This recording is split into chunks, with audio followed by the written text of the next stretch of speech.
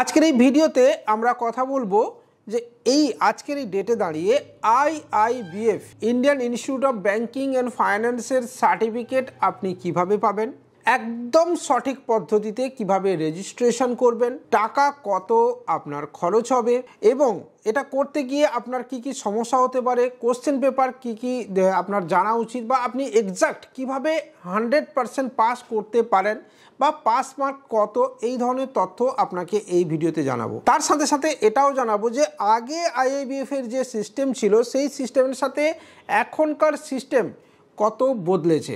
আপনি যদি 8 পাস হয়েছেন, আপনি যদি তার নিচেও রয়েছেন, তাহলে কি আপনি আইআইবিএফ দিতে পারবেন? আগে কিন্তু এই ধরনের নিয়ম ছিল না, এটা আপনাকে ক্লিয়ারলি বলে রাখছি। তো এই নতুন নতুন নিয়মগুলোতে আপনাকে কিন্তু জেনে নিতে হবে। তো চলুন বন্ধুরা শুরু করব আজকের এই ভিডিওটা এখান থেকেই। আবারও বলছি, ভালো লাগলে এই চ্যানেলটাকে আপনি সাবস্ক্রাইব করতে পারেন, বেল আইকনটাকে বাজিয়ে দিতে পারেন, আর অবশ্যই আবারও বলছি, রিপিট করছি, বারবার বলছি, আপনার কানের কাছে বলছি, টেলিগ্রাম চ্যানেলে জয়েন করে যাবেন। উইথ কৃষ্ণেন্দু আমাদের একটি টেলিগ্রাম চ্যানেল রয়েছে, সাথে ফেসবুক পেজ, ইনস্টাগ্রাম তো রয়েছেই। টেলিগ্রামে জয়েন করলে কিন্তু আপনি এই ধরনের ইনফরমেশন রেগুলার মোডে পেতে থাকবেন, ঠিক আছে? এবং সমস্ত ব্যবসায়িক কাজের জন্য যে সঠিক প্ল্যাটফর্ম দরকার, সেই প্ল্যাটফর্ম বা টিম আপনি আমাদের থেকে পাবেন, কারণ আমরা কোনো ফিজিক্যাল প্রোডাক্ট বিক্রি করি না। তো চলুন বন্ধুরা শুরু করি।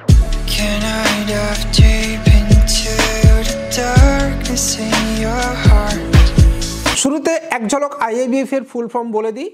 IIBF Indian institute of banking and finance. শুরুতেই বলি যে এই আইআইবিএফ কিন্তু শুরুতে আইআইবিএফ ছিল না, আইবিএ ইন্ডিয়ান ব্যাংকিং অ্যাসোসিয়েশনের একটা এক্সাম প্রথমের দিকে ছিল।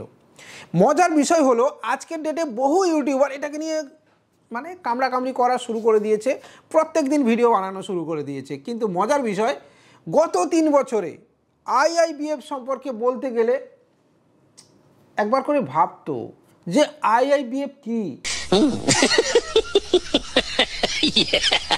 অনেকে আইআইবিএফ সম্পর্কে জানতেনই না যে আইআইবিএফ বলে একটা সার্টিফিকেশন হয়, ঠিক আছে? এবং আজকের এই এইপিএস ইন্ডাস্ট্রিতে যে আইআইবিএফ দরকার, সেটা গত 3 বছর ধরে আমি গাধার মতো চেঁচিয়ে আসছি, আর তখন সবাই মন খুলে গালাগাল করেছে আমাকে। কিন্তু আজকে আপনি দেখুন, আইআইবিএফ কিন্তু ম্যান্ডেটারি আরবিআই নিয়ম অনুযায়ী।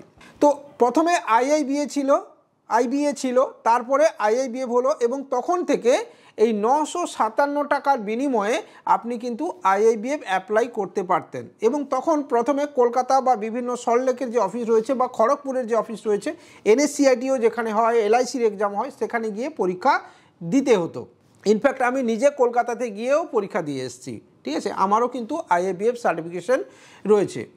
তো সেই আজকে প্রায় লাস্ট 10 বছর ধরে এই ফরম্যাটে চলার পর আইআইবিএফ যে গভর্নিং বডি রয়েছে বা গভর্নমেন্ট দেখছে যে আজকের ডেটে যদি এইপিএস মার্কেটকে সুরক্ষিত করতে হয় এবং সিকিউরিটি ফিচারকে আরও আপগ্রেড করতে হয়, তাহলে আইআইবিএফও দরকার। এবং খুব শিগগিরই এটা নিয়ে আমরা একটা আলাদা ভিডিও দেব। তো এখন পরিস্থিতি যেটা দাঁড়িয়েছে, আপনার আইআইবিএফ দরকার এইপিএস এর জন্যে, ব্যাংকিং অ্যান্ড ফাইন্যান্সের জন্যে, বা আপনি ব্যাংক সিএসপি নেবেন তার জন্যে। মজার বিষয় হলো আইআইবিএফ থেকে শুধু কিন্তু এই বিসি সার্টিফিকেট হয় না, আইআইবিএফ থেকে জেজেআইবি হয়, ডিআরএ হয়, এখন বিসি সার্টিফিকেট হচ্ছে, আর একটা মিনিমাম এবং নর্মাল এবং অ্যাডভান্স মোডের সার্টিফিকেট হয়, অনেক কিছু হয়। এবার আইআইবিএফ আপনি যে অ্যাপ্লাই করবেন, কি সার্টিফিকেটের জন্য অ্যাপ্লাই করবেন, এটা আপনাকে বুঝতে হবে। প্রথম তার আগে বলি, 8 পাস বা 8-এর পড়ার নিচে এরকম যে অপশানগুলো এখন যে অ্যাভেলেবল করা হয়েছে, এটা আগে ছিল না। আগে ন্যূনতম এইচএস পাস আপনাকে হতে হতো আইআইবিএফ আবেদন করার জন্য। এখন কিন্তু যদি আপনি 8 পাসও হন বা তার নিচেও যদি হন, তাহলে আপনি আইআইবিএফ এর এক্সাম দিতে পারবেন। হ্যাঁ, কিন্তু এখানে প্যাটার্ন পুরো চেঞ্জ করে দেওয়া হয়েছে। কি প্যাটার্ন? না, এখানে প্যাটার্ন দেওয়া হয়েছে যে আগে আপনাকে একটা ট্রেনিং নিতে হবে, বিভিন্ন যে ইনস্টিটিউশন রয়েছে সেই ইনস্টিটিউশন থেকে ট্রেনিং নিতে হবে, এবং ট্রেনিং নেওয়ার পর যে কোড আপনি পাবেন, সেই কোডটা থেকে আপনি অ্যাপ্লাই করতে পারবেন আপনার নিয়ারেস্ট আইআইবিএফ সেন্টারে থ্রু সিএসসি, বা আপনি ডাইরেক্ট নন মেম্বারেও রেজিস্ট্রেশন করতে পারবেন আইএবিএফ পোর্টালে গিয়ে। এক ঝলক আপনি আইএবিএফ পোর্টালে গিয়ে দেখুন, এই ধরনের সিস্টেম কিন্তু অলরেডি দিয়ে দেওয়া হয়েছে এবং কোথা থেকে আপনি অ্যাপ্লাই করতে পারবেন, কবে থেকে এক্সাম স্টার্ট হবে, সব কিছু ডিটেলস কিন্তু অলরেডি দিয়ে দেওয়া হয়েছে। খরচ কত হবে? যদি আপনি নর্মাল কোর্স করেন তাহলে 4 দিন আপনাকে মোটামুটি অনলাইন মোডে আপনাকে ট্রেনিং নিতে হবে এবং আমি আপনাকে ক্লিয়ারলি বলছি, প্রেফার করছি যে আপনি অনলাইন মোডে ট্রেনিং নিন। অনলাইন মোডে যদি ট্রেনিং নেন তাহলে আপনি আপনার বাড়িতে বসে বা আপনার দোকানে বসে আপনি কিন্তু ওয়েব ক্যামের সাহায্যে ক্লাস অ্যাটেন্ড করবেন। ধরে নিন যে অনলাইন ক্লাস করছেন আপনি, ঠিক আছে? এরপরে আপনি ক্লাস করার পরে সম্ভবত কোনো মক টেস্ট হতে পারে, তো দেন বা একটা কোড পেতে পারেন। মক টেস্ট না হলেও একটা কোড আপনি পাবেন ক্লাসটা কমপ্লিট হলে। 75% অ্যাটেন্ডেন্স তো আপনাকে দিতেই হবে। দেন আপনি কিন্তু অবশ্যই ওখান থেকে যে কোড পাবেন দিয়ে আইআইবিএফ অ্যাপ্লাই করবেন। এবং যারা ব্যাংক বিসি নেবেন তাদের ক্ষেত্রে কিন্তু আইআইবিএফ সার্টিফিকেটের অ্যাডভান্স কোর্স আপনাকে করতে হবে, বা আমি বলবো করা উচিত। আর যারা এইপিএসের এই ইন্ডাস্ট্রিতে কাজ করছেন, টাকা জমা তোলা বা মানি ট্রান্সফার বা ডিএমটি করছেন, ইউপিআই ক্যাশ উইথড্রল করছেন, তাদের ক্ষেত্রে এই বেসিক যে সার্টিফিকেট আছে সেটা আপনার নেওয়া উচিত আমার মতে। তো বাকি আপনি অবশ্যই এই ধরনের সার্টিফিকেটের জন্য আবেদন করতে পারেন।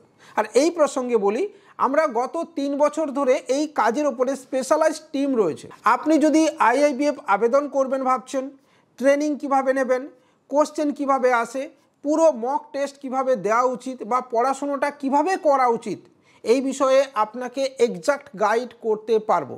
ইয়েস, এটা আপনারা অনেকেই জানেন এবং অনেক মানুষই আমাদের টিমের থেকে এই ধরনের পড়াশুনো করেছেন এবং তারা সফলভাবে পরীক্ষায় উত্তীর্ণ হয়েছেন। আবারও বলছি, যে কোনো পড়াশুনো করলে বা কোথাও পড়তে গেলে তার একটা চার্জেস হয়তো আপনাকে দিতে হতে পারে, ইটস এ লিগ্যাল। তো আবারও বলছি, আপনি যদি মনে করছেন যে আপনি কোনো পড়াশুনো করবেন বা কোনো ট্রেনিং নেবেন, মক টেস্ট দেবেন, তাহলে আমাদের সাহায্য নিতে পারেন। আদারওয়াইজ আপনি নিজে এই ধরনের পড়াশুনো করতে পারেন, অনলাইন স্টাডি করবেন। আর এখানে মজার বিষয় বলে দিচ্ছি, বিভিন্ন এইপিএস কোম্পানির বিভিন্ন অ্যাপে এই ধরনের ট্রেনিং দেওয়ার বা মক টেস্টের অপশন দিয়ে দেওয়া হচ্ছে। টাকা কাটার কল ওটা টাকা কাটার কল, ওখানে পা দেবেন না। ওখানে পা দিয়ে আপনার খুব বেশি কিছু লাভও হবে না। এবং যারা আজকের ডেটে হুমড়ি খেয়ে পড়ছেন তাদেরকে দেখে যদি আপনি এগিয়ে যান, তাহলে আপনি পাস করবেন কি না সেটা আগে থেকে ভেবে নেবেন। আর আবারও বলছি, মক টেস্ট 100% দেবেন। অনলাইন যে ফর্ম ফিল আপ হয় সেখানে করার পরে আপনি অনলাইনে গিয়ে গুগল থেকে পিডিএফ নামিয়ে পড়াশুনো অবশ্যই করবেন। না হলে অন্যের কথায় বা আমার কথায়, কারুর কথায় আপনি ইনফ্লুয়েন্স হয়ে ফট করে রেজিস্ট্রেশন করে দেবেন না। আগে বুঝবেন যে আমি পাস করতে পারবো কি না, না হলে প্রায় 4000 টাকা আপনার জলে যাবে।